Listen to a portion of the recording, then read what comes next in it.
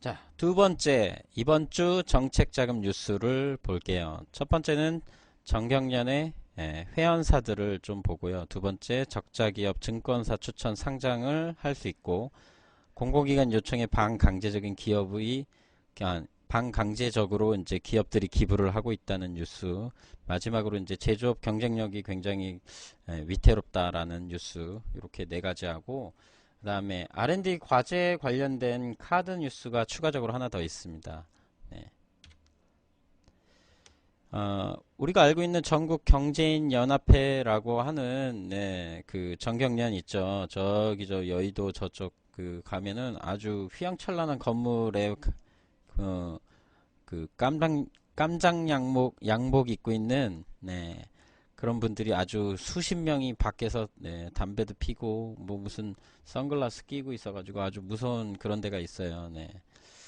그 정경련이라는 게 이게 경제인 연합 단체인데 이게 알고 봤던 지금 그 뭐냐 그 있죠. 네, 그 미르 미르하고 뭐 무슨 스포츠 K 스포츠인가요? 네, 뭐 거기 뭐 거기다가 지금 망해가는 기업에다가 여기서 지원을 했다 그래가지고 뭐 난리 나고 있는데 알고 봤더니 그런 운영 자금들을 공공기관에서 회원 가입비로 연간 회원비로 대략 보통 1년에 뭐 2천만 원에서 뭐 몇 그렇게 많이 이제 납부를 하고 있었대요. 근데 이 공공기관 운영 비용은 어디서 나와요?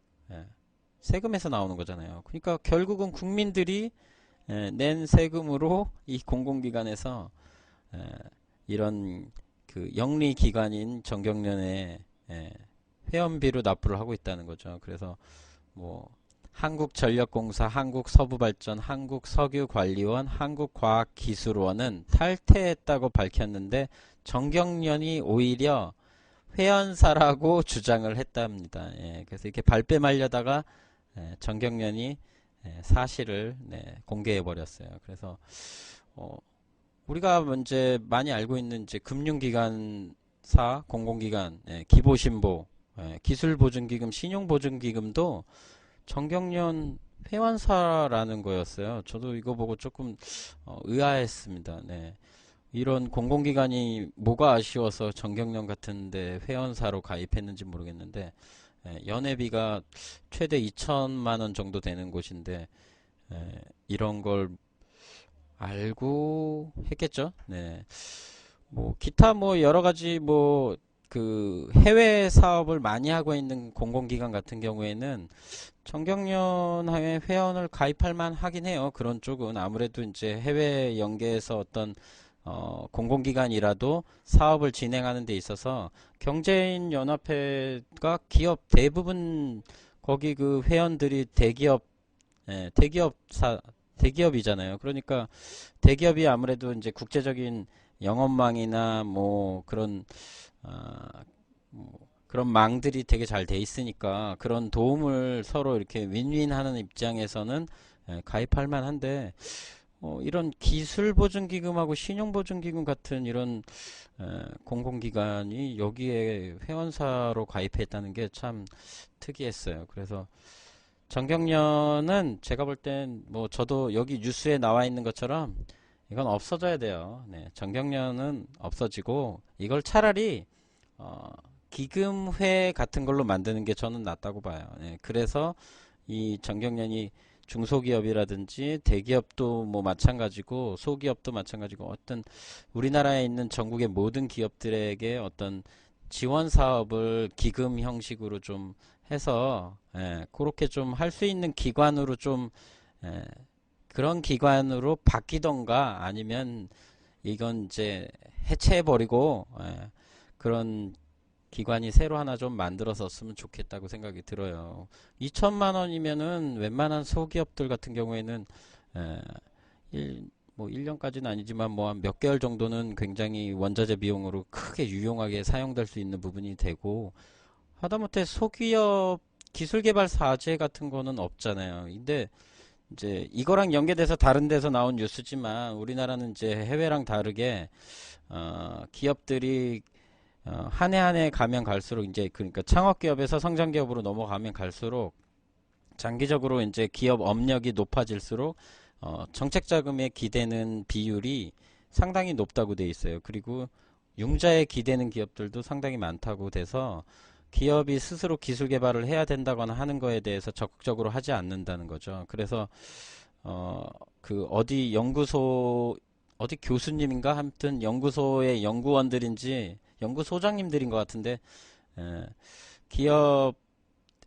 기업들에게 그 기술 개발비를 뭐 수억씩 주는 것보다는 대부분의 비율은 기업들이 그 부분을 부담할 수 있고 대신 이제 그런 어떤 다른 혜택들은 줘야겠죠. 아무래도 이제 소진하고 그런 걸 가치 있게 만드는데 쓴 비용이니까 그 부분에 대해서는 조금 더 뭐 세제 혜택을 준다든지 또는 뭐 그만큼에 대한 인건비라든지 원자재 비용에 대한 세제 혜택을 좀 주는 거 그런 쪽으로 해서 비용 절감을 할 수 있고 또 더 좋은 기술과 가치를 만들어낼 수 있다는 뭐 그런 것들을 만들어줘야죠.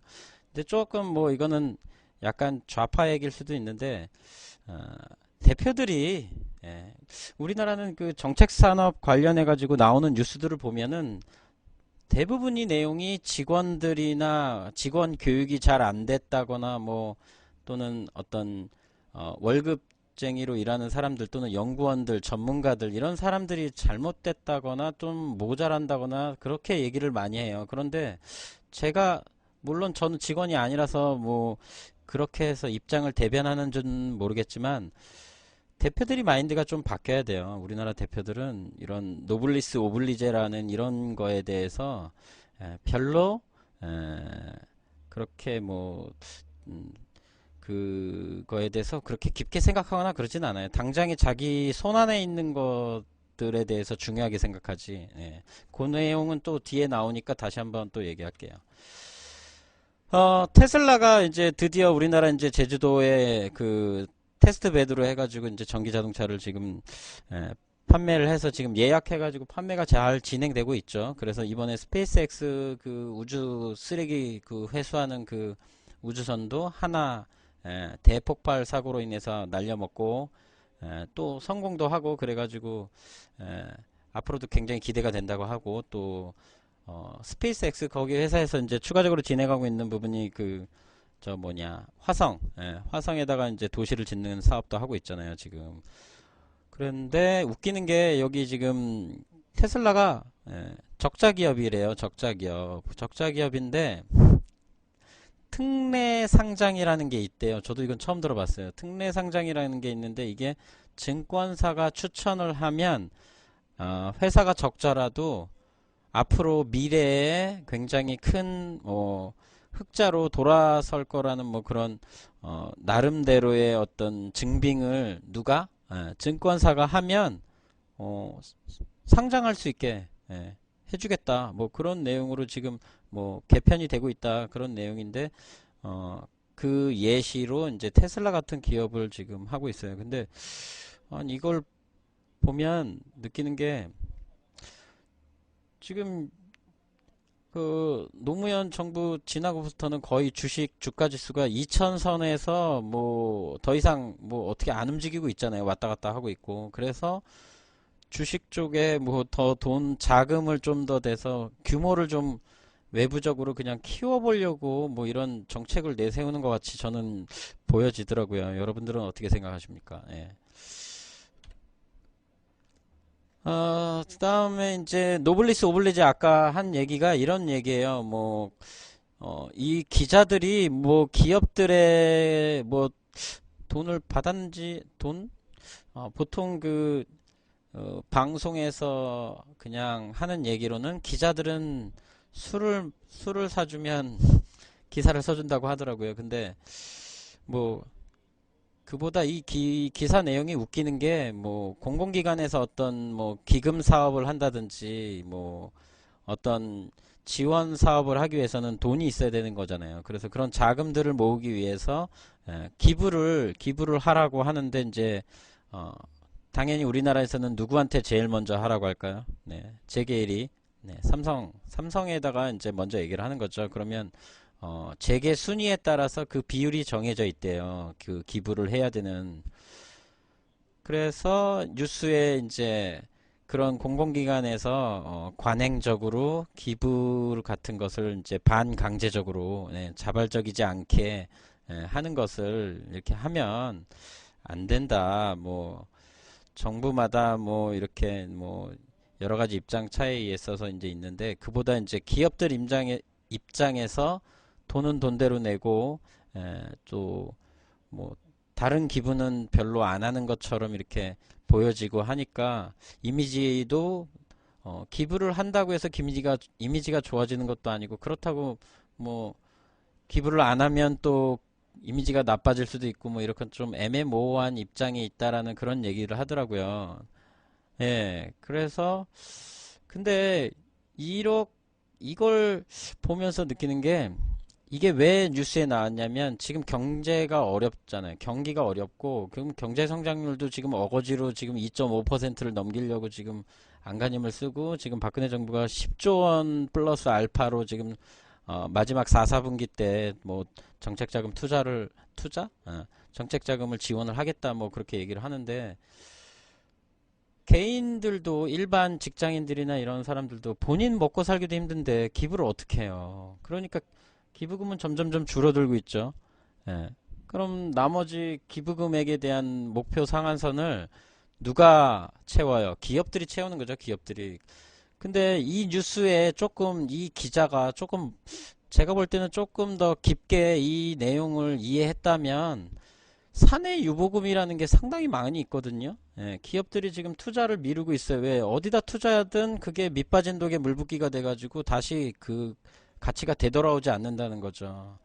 그래서 투자도 안 하는 돈이 있는데 기부는 기부대로 하고 인정은 인정대로 못 받고 이렇게 되고 있다 이렇게 얘기하는데 이게 선순환 구조가 되려면 내 양손에 있는 것들이 많다 싶으면 나눠줘야 되거든요. 예, 내가 지고 갈 수 없다라는 것들을 이해하고 조금 기업 마인드, 이거 뭐라고 하지? 예, 기업가 정신, 기업가 정신에 따라서 좀 노블리스 오블리제로 인해서 어, 본인들이 나누어 주어야 그거에 2배, 3배 이상을 다시 이렇게 그 기업들이 걷어가서 다시 또 재투자할 수 있는 여유를 가질 수 있는데 우리나라의 기업 대표들 마인드는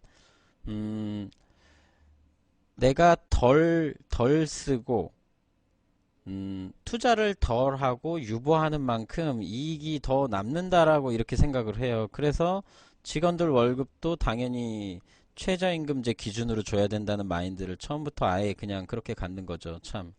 예.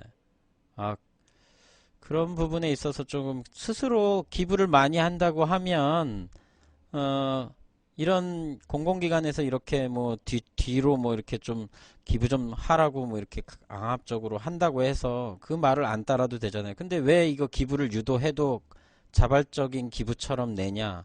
자기들도 공공기관에서 받고 있는 정책 자금에 대한 부분을 알고 있거든요. 인정하고 있거든요. 그래서 이게 뉴스 기사가 조금 너무 가벼운 뉴스 기사긴 한데 조금 더 깊은 뉴스 기사를 좀 나왔으면 하는 마음으로 한번 봤습니다.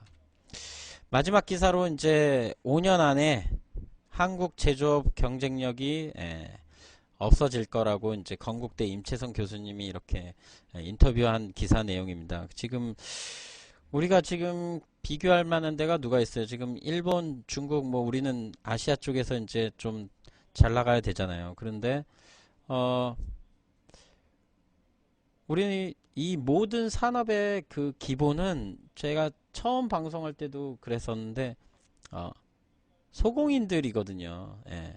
제품을 만들어내는 원천 기술력을 갖고 있어야지 그 나라가 잘 살아요. 예를 들면 독일 같은 나라. 독일이 잘 사는 이유는 기술력이 경쟁력이라는 것을 학교에서부터 그리고 교육에도 그런 게 적용이 되어 있죠. 걔네들은. 그래서 고등학교도 대학을 가는 학생들은 이제 뭐 김나지움 뭐 그런 고등학교에 가가지고 대학 공부를 하는 거, 입학을 하기 위해서 공부를 하고, 또 대학을 들어가면 또 대부분 무료로 교육을 받고, 그다음 기술을 배워서 이제 사회생활을 하려고 하는 학생들은 어떤 기술 학교들. 그래서 우리나라에서도 그 뭐 이건 조금 약간 다른 이야기긴 하지만은 뭐 맥주, 예, 저도 한때는 그 맥주 제조, 수제 맥주 이런 기술을 좀 배우고 싶어서 여러 가지로 찾아봤는데 독일에 보니까 그런 기술 교육기관이 맥주, 수제 맥주 제조 기술 교육기관들이 상당히 많이 있고 거기도 그 교육기관이 공공교육기관도 아닌데 장학제도가 또 있어요. 되게 많이. 그래서 기술을 밑바탕으로 해서 거기서 교육을 받고 나중에 그 교육을 받은 수료를 한 다음에 연계된 어떤 사업체에서 일을 해서 그 교육기간 때 장학금 받은 거에 만약에 일부분 어떤 지원금 이거 뭐라 그러지 학자금 이런 학자금 같은 걸 지원을 받으면 그 회사에서 일한 그 기간을 채워서 그 기간 동안 자기 월급의 일부분을 다시 학자금으로 재갚는 형식으로 그런 교육 제도가 잘 돼 있어요. 그러니까 막연하게 교육을 받으면 다 교육비만 생각하는 게 아니라 그 우리나라에서는 비슷한 게 의사들 같은 거죠. 그러니까 의사들은 의사가 아니라 의대생 의대생들이 보면은 6년을 다니잖아요. 예비 2년, 그다음 본과 예과 2년, 본과 4년, 그리고 뭐 뭐냐 인턴, 그다음 레지던트 한 3년 해서 그다음 전문의 자격증 따고 못 따는 사람들은 이제 스텝 좀 하다가 다시 또 시험 도전해서 이제 전문 자격증을 따죠. 보통 그래서 그 교육이 한 10년 정도 돼야 이제 에, 주사 좀 놓을 수 있는 의사 선생님이 되시는 거죠. 그게 그런 식으로 예과 본과 해가지고 뭐 장학금이든 학자금을 받아서 그 인턴, 레지던트, 스텝 이런 것들을 하면서 월급을 병원에서 이제 받죠. 그 자기 이제 교육을 받은 기관에서 이제 만약에 인턴으로 취업을 하게 되면 그럼 거기서 받은 월급으로 자기 학자금을 다시 갚죠. 그게 갚는 게 보통 5년 이상 걸린다고 하더라고요. 그래서 전문의를 빨리 따는 친구들은 학자금을 빨리 갚고 못 따는 애들은 장기적으로 한 10년 이상 가게 된다는. 그러니까 그런 식으로 내가 교육을 받았고 그 기술이 생기면 그게 없어지는 게 아니라 그게 결국은 수입이 만들어지는 전문적인 직종으로 취업이 자동으로 연결이 되어 있는 그런 시스템. 예. 아니 이제 얘기하다가 좀 옆으로 샜는데 그래서 중국하고 여기 비교를 해놨어요. 지금 중국은 4차 산업혁명이 지금 잘 진행되고 있대요. 근데 우리가 중국하고 이런 거를 비교를 할 필요가 저는 별로 없다고 생각해요. 왜냐면 중국은 공산주의, 사회주의 국가잖아요. 거기는 그 공산당에서 결정한 대로 그 법규가 자기들 나름대로 일당 체제로 그렇게 만들어지고 있는 거고, 우리는 다당 체제고, 우리는 민주주의잖아요. 자유민주주의 국가이기 때문에 그걸 똑같이 그렇게 이어서 할 수는 없거든요. 그래서 우리나라가 많이 비교하는 게 중국보다는 이제 일본 쪽을 많이 비교하죠. 그리고 제조 기술력이 아직도 일본에 연계되어 있는 부분이 상당수 많이 있고, 그 다음에 원천 핵심 기술은 아직도 일본이 우리나라가 수입을 많이 하고 있는 게 상당히 많이 있다고 들었어요. 그래서 아마 이제 이 교수님 생각에는 지금 일본은 원천 기술력을 갖고 있고 중국은 우리를 지금 따라잡을 만큼 굉장히 이제 기술 수준이 많이 이제 가까워져 있고 하니까, 그런데 우리가 잘하고 있는 분야에 대해서도 뭐 그냥 당연히 잘하고 있으니까 그런가 보다. 중국은 어차피 못 따라와 이렇게 좀 생각하는 안이한 생각에 지금 빠져 있어서 지금 그런 정부가 지금 한 10년 가까이 왔잖아요. 그래서 그런 걱정스러운 마음으로 이런 이제 발표를 하신 것 같아요. 그러니까 종합적으로 봤을 때 이게 이명박 대통령이 한 말하고 똑같은 것 같아요. 윗물이 맑아야 아랫물이 맑아진다. 그래요. 뭐가 소통을 해야 돼요? 네. 네. 아니, 근데 제가 그 수제 맥주 교육을 포기했던 이유가 그 통풍이 있어가지고,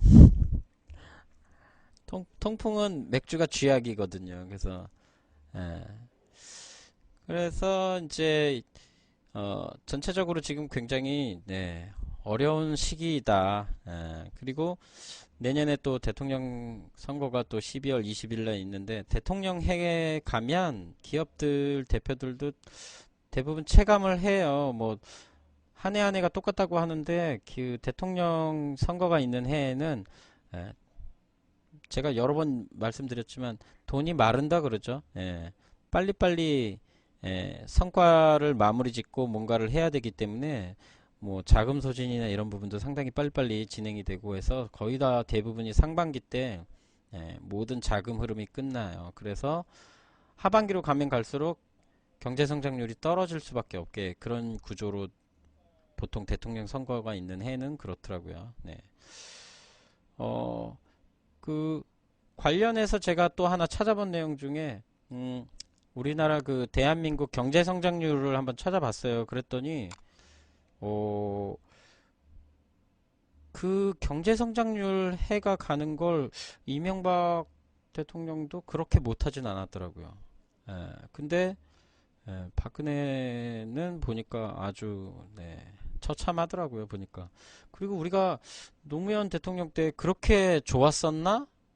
할 정도로 경제 성장률이 상당히 높더라고요. 네, 깜짝 놀랐어요. 저는 보고.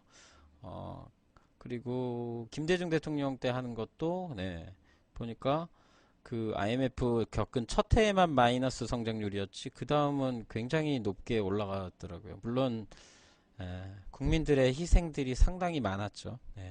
대기업들은 별로 희생도 없고 그런 좀 아쉬움이 남게 되는 내용이었죠. 경제정치방송 원래 처음 저희 방송 기획 의도가 그런 생각이었어요. 근데 그런 내용만 갖고 혼자 하긴 좀 어렵고 그래서 전문적인 대한민국 정통 컨설팅 전문 방송으로 하려고 하는데 이게 그 여러분도 아시다시피 정책 자금이잖아요. 정책 자금. 우리가 지금 방송하는 게 정책 자금. 정치적으로 결정된 내용을 가지고 자금이 만들어진다. 정책 자금. 팔리시 펀드. 영어로 팔리시 펀드. 정책 자금의 시작은 뭐야? 정책 자금의 시작은 정책. 이거 좀 이상하다. 아직 애가거든. 정책 자금의 시작은 정치에서 시작된다라는 거죠. 근데 이게 웃기는 게 선진국으로 가면 갈수록 정책이 결정되는 건 정치적으로 결정은 되지만 그걸 집행하고 운영하고 하는 부분에서는 굉장히 독립적으로 운영을 해요. 선진국들은. 근데 우리나라는 정치적으로 결정되면 그걸 끝까지 정치적으로 사용하고 간섭하고 그러죠. 예를 들면 뭐 어떤 창의적인 뭐 창조 산업 뭐 해서 뭐 창조 경제 혁신센터 이런 거 하거나 또 이명박 대통령이 했던 것 중에 그 유명한 명텐도 뭐 이런 거 있잖아요. 그러니까 자기가 봤을 때 이게 지금 현재 굉장히 뛰어나고 멋져 보이면 그쪽으로 그냥 무조건 관련 산업 지원을 해줘요. 그래서 제가 엊그제 갔던 업체 대표님하고 얘기한 것 중에 하나 말씀드리면 거기 업체 대표님이 이제 그 말발굽 소리가 나고 이런 그 말 타는 것 같은 자전거 같은 거를 지금 개발을 했어요. 근데 이게 세계적으로 개발을 완료한 나라가 기업들이 몇 개 없더라고요. 그래서 굉장히 고기술력으로 만들었는데 그 대표님이 하는 말씀이 이명박 대통령 때는 자전거 관련해서 산업 지원을 상당히 많이 해주고 예전에 그 삼천리 거기에도 한 300억 가까이 이렇게 산업 발전으로 지원을 이명박 대통령이 많이 해줬대요. 근데 이 대표는 이제 그 이후에 이제 이 개발이 진행이 됐었던 거죠. 그래서 자기가 조금만 더 그 이명박 대통령 그때에 만약에 했었으면 상당히 많은 부분을 지원을 받아서 지금은 많은 상용화가 되었을 그 제품이 상용화가 되었을 텐데 너무 늦었다고 그런 얘기를 해요. 그러니까 기업 대표들도 그걸 느끼는 거예요. 아, 자금 집행에 대한 분야가 결정이 되면 정치적으로 이 사람들이 이용을 해서 적용을 하게 된다는 거. 뭐 대표적인 예 같은 경우 여러분 예전에 그 뭐야 알파고랑 이세돌 기사하고 이렇게 게임했을 때 알파고가 어마어마하게 인기가 많았잖아요. 그때 당시 그렇게 그런 사람들의 관심을 끌만한 방송이 없었죠. 그런데 이제 그거 뭐 일주일 10일? 그 정도 방송했었는데 굉장히 시청률이 낮에 굉장히 방송 시청률이 올라갔고 바둑 관련해서 뭐 이런 기사들도 상당히 많이 나오고 그랬었잖아요. 그걸 보고 혹시나 했는데 역시나 박근혜 대통령도 AI에 뭐 이렇게 산업 지원을 해줘야겠다 뭐 이런 참 수준 낮은 그런 얘기를 했죠. 그래서 참 안타까워요. 네. 우리나라의 그 정책 자금 수준이라는 게 그 정도 선. 그거하고 이제 연관되는 내용을 이제 다음에 볼 거예요.